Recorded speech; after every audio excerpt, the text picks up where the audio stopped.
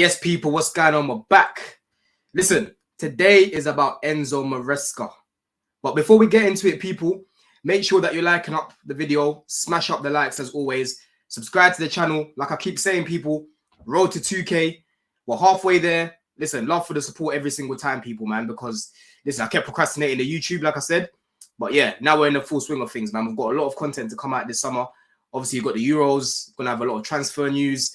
Obviously, we've got a manager to look forward to now as well, a new one, which hopefully should be better than Poch, in my opinion. We'll get into it, man, because I've been doing a lot of research around this guy. That's why I thought I'll let him marinate a little bit. Let's see if we actually get the here we go before I actually film this. And we did, you know what I mean? So I'm happy that we've got that here we go now, because for me, I've been screaming all along, all last season, yeah, that we need a manager that knows how to work with our players. And that's the route that the owners are going down now. From the quotes that came out after Poch got sacked, they feel that he wasn't using the squad correctly. You know, they feel that he was hurting players, injuring players with this rock and roll football, the intense workouts, the intense training. But listen, enough of Poch. We left that guy in the past. You get me? Au revoir and whatnot. You know what I mean? You've got your little 10 M's, yeah, after being booted out, you know.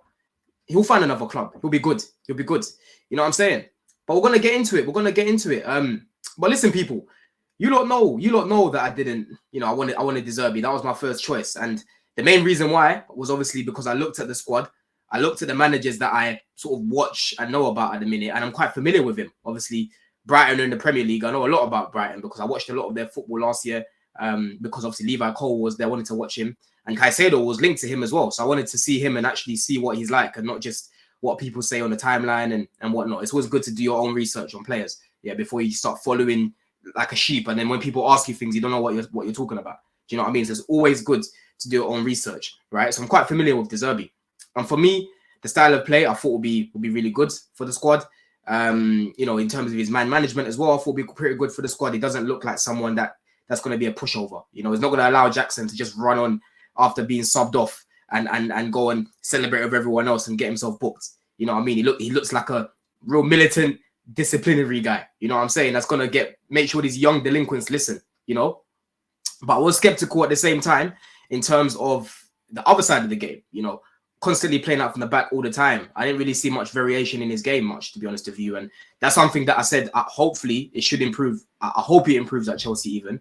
But I thought the defensive record would be a lot better because he'll be working with more quality than what he's been working with at Brighton. You know what I mean? But of course, you know, Chelsea had a different plan. They went down a different route and they've gone for Enzo Maresca, man. And listen, all I've been reading up on this guy and the videos that I've been watching, this guy looks like you know, someone that is touted, if that's the word I'm looking for, touted to be the next big thing, up and coming thing. And that's what's happening right now in the managerial market. You've got a lot of clubs that are now looking for their man that they can build with. You know, you've seen this with Leverkusen, with Xabi Alonso. We've seen it with Company now. You know, a big club like Bayern Munich taking a guy that's just got Burnley relegated and whatnot, you know. And with Company, for me, is a good coach. Again, it goes to show. Watch these games. Every time I watch Burnley, they'll be playing some really good football. But every time they'll get into the final third, they'll freeze. They just didn't have that quality to carry on playing how Company wanted them to play. And listen, he was a little bit naive. Maybe he should have switched things up a little bit. But end of the day, he didn't want to drop his principles, you know, because that's what got Burnley promoted. And that's what got them that crazy season where they were just winning games. You know what I mean? Crazy. Every single week I'm seeing Burnley have done this and Burnley have done that. I'm seeing all these clips of how they're playing. But end of the day, if the quality is not there to go into the Premier League with, this is what happens. You go straight back down. It's not an easy league. Do you know what I mean? So listen, it's interesting to see that Bayern have gone down that route. And obviously Chelsea at the minute, they're going for their young progressive manager, a manager who's going to dominate the ball, you know, dominate possession, want to control games. And that's what I've been looking for in a manager. Because when I look at players like Enzo Fernandez, you know, I look at players like Lavia, I look at players like Caicedo. These are all technical players that want to combine together, the Palmers, the Nkukus. You know, they don't want to be playing in a lot of space, playing ping pong football, rock and roll football like what you see at Liverpool, you know, and what you will see in Poch doing. You know, because like I said, I saw Enzo Fernandez overlapping at left wing against Everton. A profile of Enzo overlapping at left wing. It was crazy. It was ridiculous what was going on. So I'm glad that they stripped it back a little bit. They've looked at the season as it is. We've actually had a year now of actually looking at the unknown players that we didn't know about, the Mudriks, I say Mudrik because we didn't really see much of him the season with Graham Potter as well, but the likes of Jackson, the likes of, Petrovic, the likes of Gusto. We've seen all of these guys and we've been able to kind of work out what they need and what sort of style of football you want to see these sort of players in. And I've been banging on about the profile players that these lot have been bringing in. It's a lot of technical players. You're not going to see these lot going out and going to buy Conor Gallagher in the market. They're not going to go and do that. They're going to go buy techie players like Enzo Fernandez and whatnot. You know what I mean? And that's why we're even looking at Olise, because he's another one that's really good on the ball. Do you know what I'm saying? With Enzo Maresca, he actually started off his career at AC Milan. Funny enough, he started in the youth academy of De Zerbi. They're quite young. I think they were like 10 years old playing together. De Zerbi spoke about how he was playing as a 10 and Maresca was playing as like a 6 and an 8. So they're quite familiar with each other. And obviously they're both Italian as well. He then went to Cagliari, I think that's how you pronounce it. West Brom. He came to the UK at 18. He went to Juve. He won a Serie A at Juve. So he's been around. He's been Malaga, Sevilla, a couple of these teams. But Maresca spoke about what got him into coaching. He spoke about when he went back to Malaga as a player, and he was being managed by Pellegrini. And he said here, I've always said that in terms of experience about football, Manuel is for me like a father, Maresca says. Also, Manuel was both the coach and the person who convinced me to try to be a coach myself. And funny enough, he actually went and followed him to West Ham, and he was his assistant manager at West Ham. He went on and joined Pellegrini in 2018 at West Ham, and he was his assistant manager. And listen, surprise, surprise. This guy was apparently the mastermind when West Ham beat us at the Bridge. I remember they beat us 1-0. And it says here, Pellegrini bought himself some time when West Ham, who will fall below Southampton if they lose at St Mary's, beat Chelsea 1-0 at Stamford Bridge. But it is understood that the tactics were devised by Maresca, who could be asked to step in on an interim basis if West Ham lose against Southampton. And listen, one of the players that were at West Ham at the time as well, Snodgrass, he spoke about his time at West Ham and what he thought of Maresca. And this is what he said. Up until then in my career, I had been used to the man management style. Coaches who got the best out of you by motivating. Steve Bruce, your Strachan's, Allardyce. Enzo introduced me to the idea of being managed tactically of a coach getting the best out of you by educating you and teaching you. He honestly did open me up to a different way of thinking, especially about how to take up the right positions. His English is great, and the way he interacts is excellent. You can tell he's a terrific player in his time, too. Obviously, he did some of the coaching at West Ham, but his personal touch was the thing. The detail he gave you and the way he helped the lads individually, he's one guy I look at and think, I really learned a hell of a lot from you. And that's exactly what these players need at Chelsea at the minute. They need someone who's detail-orientated, yeah? Because they're young players, how to shape your body, right? How to, turn on the half turn in the half space, when to go into the half space, when to crash the box, in terms of the passing range as well, what foot to use in a certain situation, when to go and beat your man.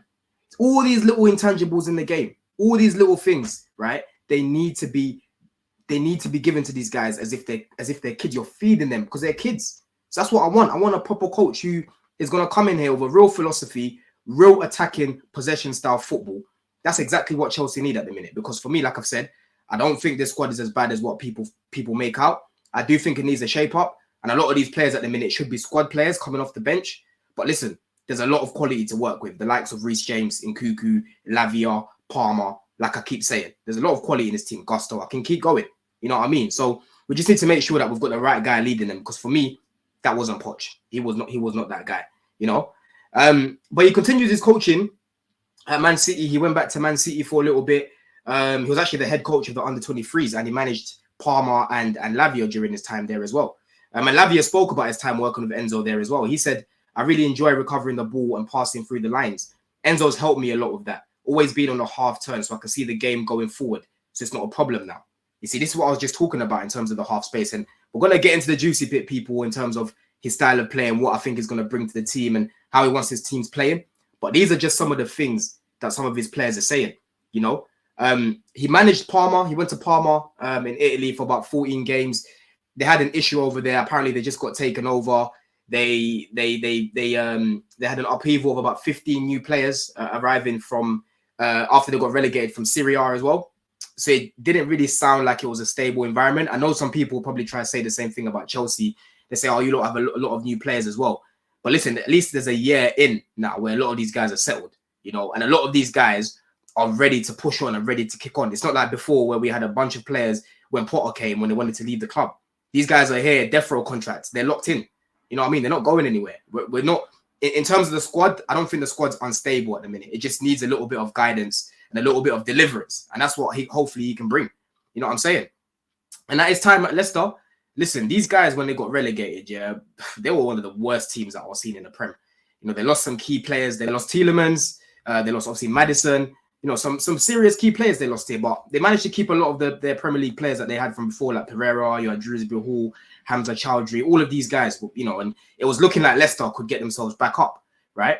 But at the time, a lot of people were skeptical about bringing him in because of his CV and obviously having no real proof apart from his time at Parma, which failed, of not getting over the line, you know, not really doing much. You know, quite similar to Arteta, there was no real CV where people can look at him and have that confidence. You know what I mean?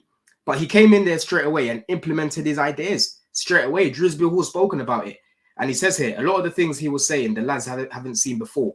The way he explained it made it look so simple. And we were telling ourselves, how did we not know this? We fell out of our depth. The more you do it, the more it feels second nature. That's why the top teams are so good. They're all on the same wavelength. And that's what you need. You need a manager that is able to make everything so simple, sound so simple, you know, able to simplify things and clarify things. Not just assume that Mudryk knows how to run in behind and when to run in behind. Not just assuming that Enzo will know how to play that ball to that person.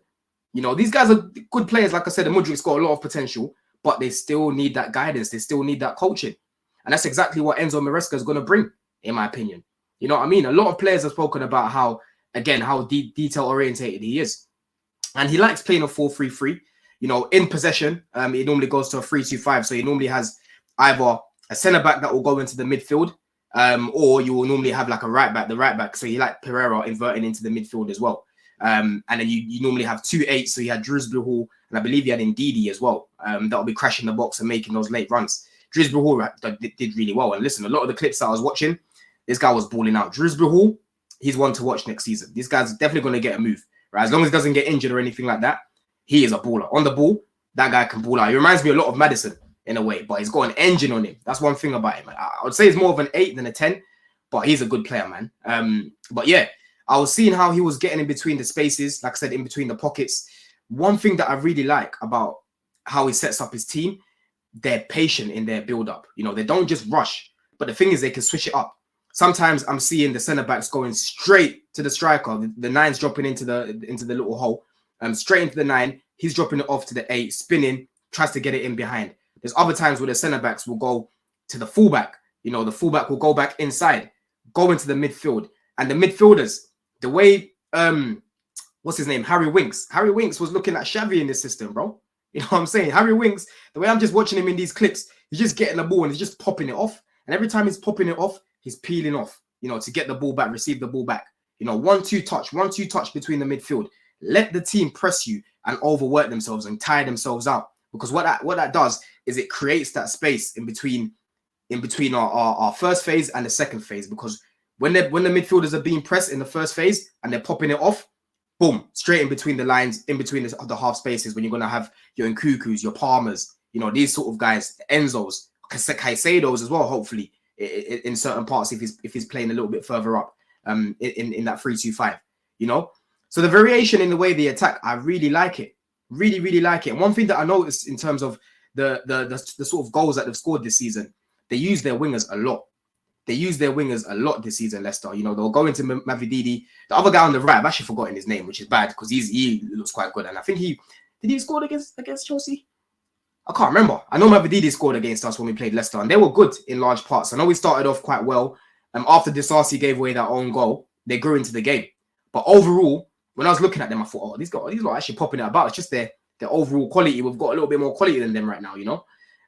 But yeah, a lot of their goals that they scored last season was coming from their wingers, man. They overload the box a lot as well. I've seen a lot of scrappy goals being scored. They're getting like 5 people in the box. You know, the ball's the opposition's trying to clear out the ball, but someone else is just there.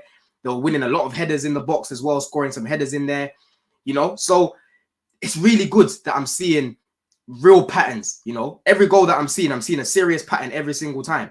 And that's what I want to see in this team. I want to see the likes of Mudryk and Madueke's getting on the ball and getting involved and getting their GA. You know, I want to see the midfield again popping it about and not constantly getting injured, running up and down, ping pong football. I don't want to be seeing that. I want to see control, possession based football. You know, patient sometimes, but sometimes they go long as well. And the good thing that I like about their attack as well is that they switch it up. It's not all the time going straight into the midfield. Sometimes I'll see Vestergaard just getting the ball, looking at the winger, making that run, and boop, diagonal ball all the way. So from back to front, you're just slicing through the midfield. You're slicing through the opposition's attack. You're slicing through the defense as well, just with one pass, you know? And that's the variety that I like. And off the ball as well, because like I said earlier in the video, I was concerned about De Zerbi off the ball in terms of his shape because, again, they like to press quite high. One thing that I noticed about Leicester is when they lose the ball in the transition, they all like to go and chase it and try and win it back. The counter pressing is crazy. They try to win it back. I was counting within 5 seconds. They try to win the ball back. You know what I mean? But when it's not in a transition, I'd say when they lose the ball quite high, or you know when they lose the ball in a position where they can actually get back and get into a good shape. Again, the defensive shape looks quite good. You know, off the ball, it tends to be like a 4-5-1. I would say it's like a mid to low block. I would say for that one off the ball, and it's no surprise that they only conceded 41 goals last season. So their defensive record is actually quite good. And at the same time, they were scoring a lot of goals. You know what I'm saying? So overall, like I've said, you know, looking at his style of play, looking at, you know, how Leicester were playing last season and the players that we've got, I honestly think that this guy is going to do well at Chelsea. The main thing here is that he needs to be backed. We need to make sure that in the summer we make the right signings. You know, no more unproven players, right? Go bring me guys that are ready now to go make a difference in the team and that could start for us right now. Go get me Olise. Do you know what I'm saying? Go get me a striker. Go get me an Osimhen. You know, I don't know. I ain't watch much about Gyökeres, but go bring me someone here that can finish these chances that we're creating, because we're going to continue to create chances. You know, in Nkunku, hopefully he can stay fit. And again, that's another thing that I like about Enzo as well. I looked at their injury record, Leicester's injury record last season, and listen, this guy had guys like Justin, right, and Ricardo Pereira not picking up one injury last season, not one. That's a miracle. If you know about those guys' injury records. Do you know what I'm saying? And for me, a big reason why is because of the sort of football that they play. It's not constantly running about trying to chase the ball and win the ball back. It's nice, controlled football. And if you look at Arsenal this season, if you look at Man City this season, they barely had any injuries. And for me, a big reason why is because they don't play this high-intense football. You know? I'm not saying that's going to take away all the injuries, but at least it minimizes the risk. It minimizes the risk because a lot of these guys, their body, how they visualize football, I can just imagine a lot of these guys like Enzo and that, they ain't going to be wanting to run about. Their body's not used to that. You know what I mean? So right now, we've got a manager which hopefully should bring down this injury crisis. Because like I've said a million times, we are not going to kick on as a club if we can't keep guys fit. Same way Arsenal will not be able to challenge if they had the likes of Reece Nelson and all of these guys, Cedrics, right, coming in, Tomiyasu coming in and starting for them week in, week out. They're not going to challenge with these guys. It's the same thing as us. We're not going to challenge or progress if the likes of Nkunku, Reece James, Fofana and that can't stay fit. So I'm just hoping that this style of football will at least help us with our injury problem, because that needs to be sorted out by the medical team. And I said, obviously, Poch needs to sort that out, but he's not here no more. So hopefully Enzo can help with that. Do you know what I'm saying? But listen, people, like I've said, for me, I didn't know much about this guy before. I've done my research. I'm still doing more research as we speak, but I thought I'd release a little video, get what you guys' thoughts are on the appointment of Enzo Maresca. I honestly think it'll be a good signing, man. I can't lie. Like I said, I'm not here shouting, screaming because he wasn't my first choice. Like I said, I don't know much about him, but I've spoken to a lot of people that watch the Championship and watch Leicester, and they were saying that he is a good coach and he's someone that can actually get a tune out of the players that we've got. Do you know what I mean? But listen, people, make sure that you smash up the likes as always. Let me know your comment. Let me know your thoughts and comments and how you're feeling about the situation at the minute. I know there's a lot of people not happy with this, or why have you not gone and hired a Championship manager? Listen, sometimes in life, you've got to be open-minded when it comes to these sort of things, man. Because look, again, I keep using Arsenal as an example, which I don't want to be doing because they're yet to win anything. But right now, Arteta, remember when he first came in? A lot of people were saying, why are we bringing this novice in? You know, he's still learning on the job as it is. He's still learning and whatnot. But he's actually put them in a position right now where they're a little bit more respectable in comparison to, you know, what they were before.